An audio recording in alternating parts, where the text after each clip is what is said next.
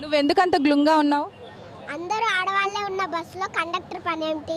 వాళ్ళు నన్ను బస్సులోంచి తోసేశారు. నేను మరీ అంత ఎదవలా కనపడుతున్నానా? ఓ మాదిరిగా కూడా కనపడలేదా? ఎందుకు అంత బాడాగున్నారు?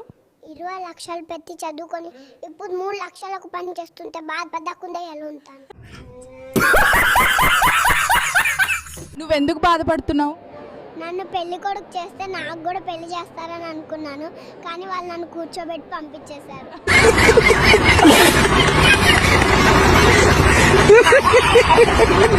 ఎందుకురా కోపంగా ఉన్నావు? అందరూ పొత్త తగ్గించు అంటున్నారు. నేను రమ్మంతే వచ్చిందా, పొమ్మంతే పొదానికి.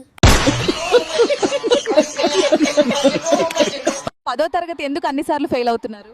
విజయం సాధించిన ప్రతి ఒక్కరూ 10వ తరగతి ఫెయిల్ అయ్యారు, కాబట్టి నేను కూడా విజయం సాధిస్తానని ఫెయిల్ అవుతున్నాను. ఈ కాలేజ్లో ప్లేస్మెంట్స్ బాగా వస్తాయా బాబు? బాగా వస్తే నేను కూడా చదివింది ఇక్కదే. మొహం పగిలిపోద్ది. నువ్వెవరికైనా సహాయం చేసావా?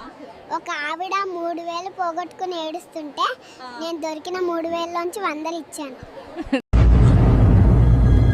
అంటే ఎస్. భూమి మీదకి వచ్చినందుకు ఎలా అనిపిస్తుంది?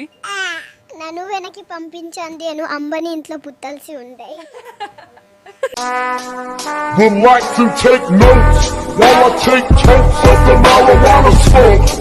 మన దేశ జనసంఖ్య చాలా పెరిగింది. దాన్ని తగ్గించడానికి ఎంతమంది పిల్లలు సరిపోతారు? 2 సరిపోరు. అయితే మీ ఇంట్లో ఎంతమంది ఉన్నారు? 9 మంది ఉన్నారు.